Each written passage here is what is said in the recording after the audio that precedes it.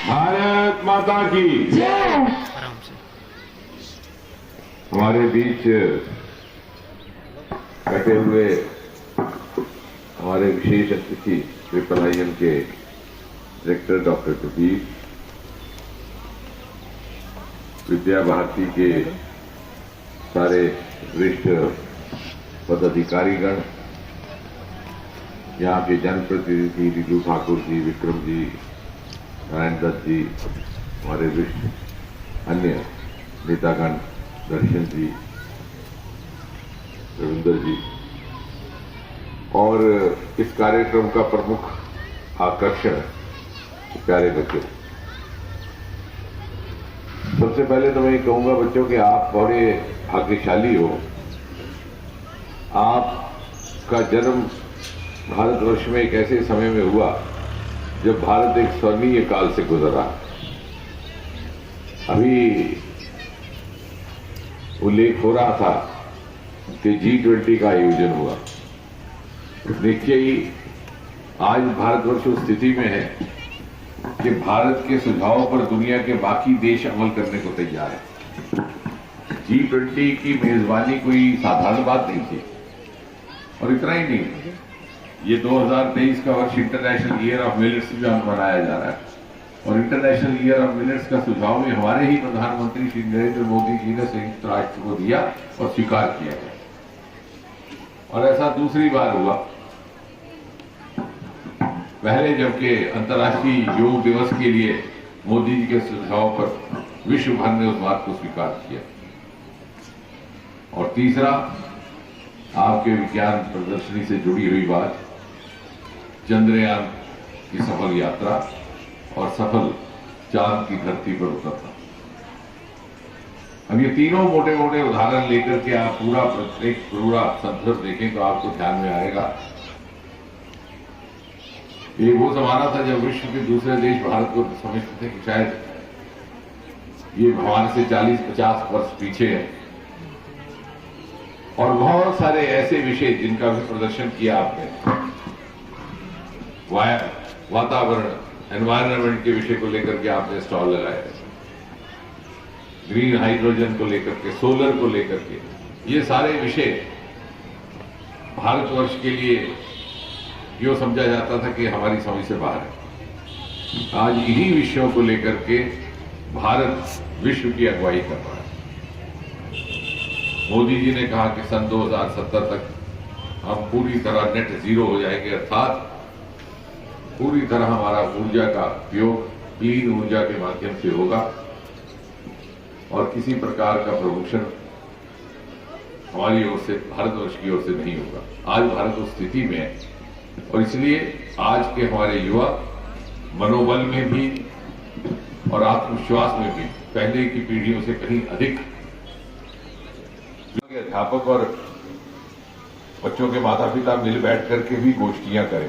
अक्सर क्या होता है कि आपके यहाँ पेरेंट मीटिंग होती है, बच्चों की मीटिंग होती है, उसमें थोड़ी सी गपशप होती है, सर्टिफिकेट दिखाया जाता है, लेकिन बच्चे का किस प्रकार से भविष्य निर्माण करना है उसको लेकर के एक गंभीर मंथन माता पिता और अध्यापक के बीच में हो।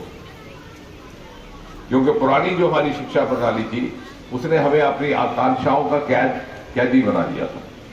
यानी आपने 12वीं कक्षा करवा दी बच्चे को डॉक्टर बनने के लिए, बाद में वो डॉक्टर नहीं बना तो उसने BSc कर दी, बॉटनी में ज़ूलॉजी में, तो वही करेगा और क्या करेगा। फिर कोई KS वगैरह का इम्तहान दे दिया, वो भी नहीं हुआ, फिर क्या करेगा। फिर MSc कर दी, MSc भी उसी में कर दी है, ज़ूलॉजी बॉटनी कर ली। फिर क्या किया, फिर सोचा किसी कॉलेज में नौकरी मिल जाए, आज वहाँ अच्छा वेतन मिलता है UGC का, वो भी नहीं मिला। फिर क्या किया, फिर कर दिया PhD। तो उसके बाद क्या करते, फिर जबीर साहब के पल्ले पड़ गए, साइंटिस्ट बन गए। यानी चाहत है कि नहीं है, एप्टीट्यूड है कि नहीं है, उस समय रुझान है कि नहीं है, बाई डिफॉल्ट ये सारा सिलसिला चल रहा था। और ऋणी है प्रधानमंत्री मोदी जी के, क्योंकि मैं स्वयं शिक्षा के साथ जुड़ा रहा, 20-25 साल मैंने अध्यापक का काम भी किया। ये बहुत पहले बदलाव होना चाहिए। ये जब शिक्षा नीति में परिवर्तन आया है और अगले एक आध वर्ष में वो लागू हो जाएगा कि यदि आपको 12वीं कक्षा के बाद अपनी रुचि के मुताबिक जो आपने सोच के निकले थे कि डॉक्टर बाबू नहीं निकले, तो आप अपने विषय, अपने मजमून बदल सकते हैं। उनको जोड़ सकते हैं। आप बायोलॉजी के साथ इकोनॉमिक्स जोड़ दीजिए, लिटरेचर जोड़िए, और धीरे धीरे जैसे बच्चा आगे बढ़ता है उसका जहन खुलने लगता है, बाहर के प्रभाव भी उसके ऊपर थोड़ा बहुत असर डालने लगते हैं, तो उसे स्वयं भी समझ आती है कि हाँ मैं घर से निकला था ये बनने। परंपरा को आधुनिकतम ज्ञान के साथ जोड़ करके एक श्रेष्ठ मिश्रण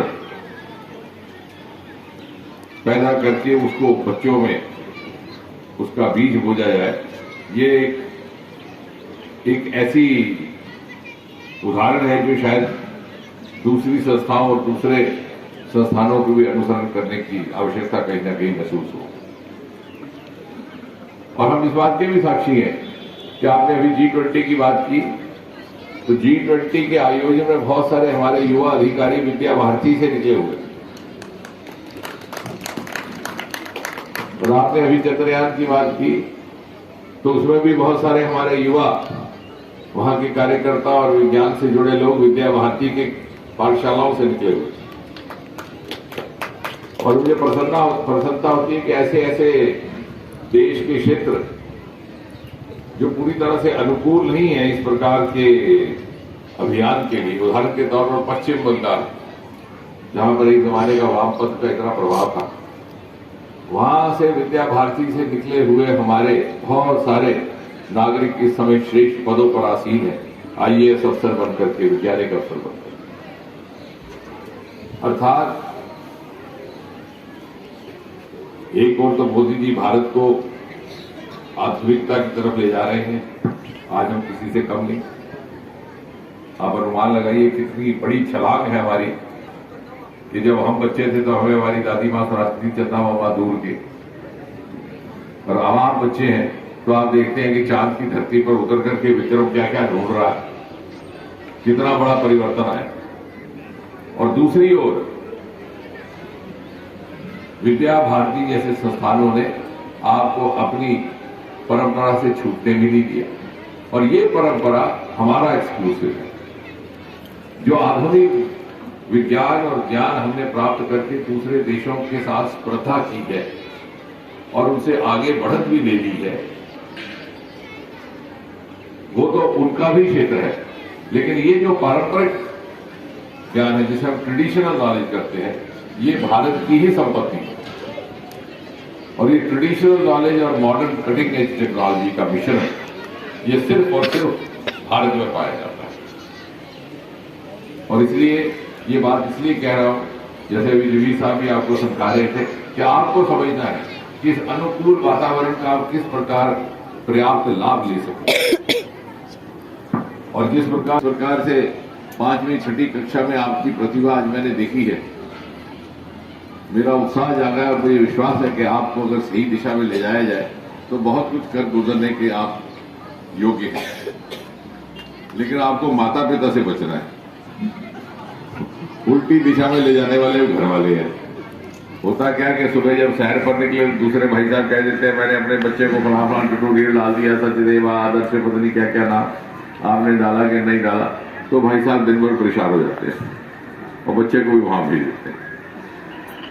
तो इसलिए मैंने एक प्रयास किया कि मेंटरशिप कार्यक्रम शुरू करेंगे देश भर में। हमने कॉलेजेस में शुरू कर दिया, स्कूलों में भी, जैसे पुराने जमाने में गुरुकुल प्रथा हुआ करती थी कि पहले एक अध्यापक को सौंप दिए जाए कुछ बच्चों की जिम्मेवारी, वो उसकी प्रतिभा समझ सके और समझ सके कि उसके अंदर जन्म से किस प्रकार की दिशा में जाने की योग्यता भी है और वहां पर वो स्पर्धा के लायक भी है। वरना कई बार उसे अपनी प्रतिभा का एहसास नहीं होता तो किसी दूसरी दिशा में जाकर के शायद वो उतनी सफलता प्राप्त ना कर सके, और कई बार माता पिता को भी इस बात का एहसास नहीं होता। तो इसलिए हम चाहेंगे कि आपका हम और ज्यादा इनके साथ समन्वय बनाएं, और साथ ही साथ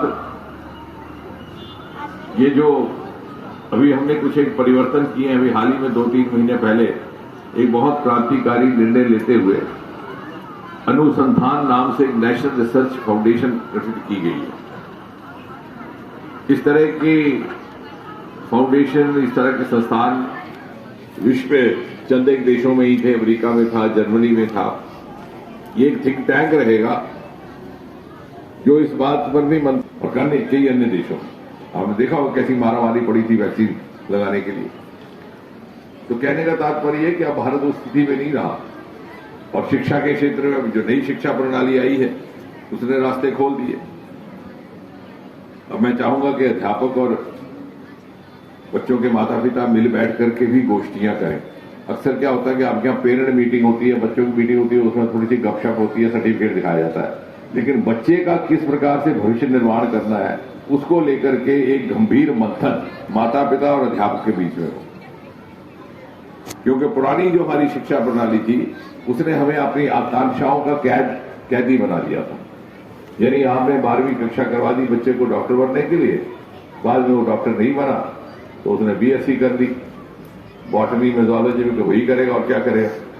फिर कोई केएस वगैरह का इम्तहान दे दिया, वो भी नहीं हुआ, फिर क्या करेगा। फिर एमएससी कर दी, एमएससी भी उसी में करनी है, जूलॉजी बॉटनी कर ली। फिर क्या किया, फिर सोचा किसी कॉलेज में नौकरी मिल जाए, आज वहां अच्छा वेतन मिलता है यूजीसी का, वो भी नहीं मिला। फिर क्या किया, फिर कर दिया पीएचडी। फिर उसके बाद क्या करना, फिर जबीर साहब के पल्ले पड़ गए, साइंटिस्ट बन गए। यानी चाहत है कि नहीं है, एप्टीट्यूड है कि नहीं है, उस समय रुझान है कि नहीं है, बाई डिफॉल्ट ये सारा सिलसिला चल रहा था। और ऋणी है प्रधानमंत्री मोदी जी के, क्योंकि मैं स्वयं शिक्षा के साथ जुड़ा रहा, 20-25 साल मैंने अध्यापक का काम भी किया। ये बहुत पहले बदलाव होना चाहिए। ये जब शिक्षा नीति में परिवर्तन आया है और अगले एक आध वर्ष में वो लागू हो जाएगा, तो यदि आपको 12वीं कक्षा के बाद अपनी रुचि के मुताबिक जो आपने सोच के निकले थे कि डॉक्टर वो नहीं निकले, तो आप अपने विषय अपने मजमून बदल सकते हैं, उनको जोड़ सकते हैं। आप बायोलॉजी के साथ इकोनॉमिक्स जोड़ दीजिए, लिटरेचर जोड़िए, और धीरे धीरे जैसे बच्चा आगे बढ़ता है उसका जहन खुलने लगता है, बाहर के प्रभाव भी उसके ऊपर थोड़ा बहुत असर डालने लगते हैं, तो उसे स्वयं भी समझ आती है कि हाँ मैं घर से निकला तो था ये बनने के लिए, लेकिन अगर मैं ये करूं तो ज्यादा अच्छा होगा। जैसे पंजाब से सारे जाते हैं मुंबई हीरो बनने के लिए, बाद में पता चलता है कि हर व्यक्ति धर्मेंद्र तो है नहीं, तो कोई बन जाता है जब बर्थडे पार्टी में तालियां बजाने वाला। तो कहने का तात्पर्य कि बच्चे में स्वयं भी समझ, ये शिक्षा नीति जो अब लाई है मोदी जी ने, ये जब जुड़ेगी और विज्ञान में जो हमारी प्रगति है, ये एक इकोसिस्टम बनाएगा जो हमारे आने वाले समय में हमारे बच्चों के लिए नए आयाम खोलेगा। और विद्या भारती ने उस समय ये बीड़ा उठाया था जब ये थोड़ा बहुत अनऑर्थोडॉक्स समझा जाता, जब बहुत सारे लोग इससे संतुष्ट नहीं थे, कन्विंस नहीं थे कि ये किस दिशा में जा रहे हैं। लेकिन आज ये प्रमाणित हुआ है कि यहीं से निकले हुए छात्र आधुनिकतम जो हमारे व्यवसाय हैं उनमें भी वो अपने आप को श्रेष्ठ साबित कर रहे हैं। तो इसलिए इसी को एक हम अपना रोल मॉडल बनाते हुए, इसी को व्यवस्था को एक हम अपनी मेन स्ट्रीम प्रणाली बनाते हुए आगे भी बढ़ाएं, इन छात्रों का भी लाभ पहुंचे। और थोड़ा बहुत जो आपने कहा था कि हमने यहाँ सोलर की व्यवस्था की थी जब केशव भवन बना था आपका ऑफिसर, अब वो माधव भवन नया बन गया है, तो यदि वहां की थी तो यहां भी करेंगे, चाहे एमपी फंड से होगी चाहे जहां भी, क्योंकि अच्छे कार्य में अगर पूंजी लगती है तो उससे हमें भी पुण्य की प्राप्ति होती है।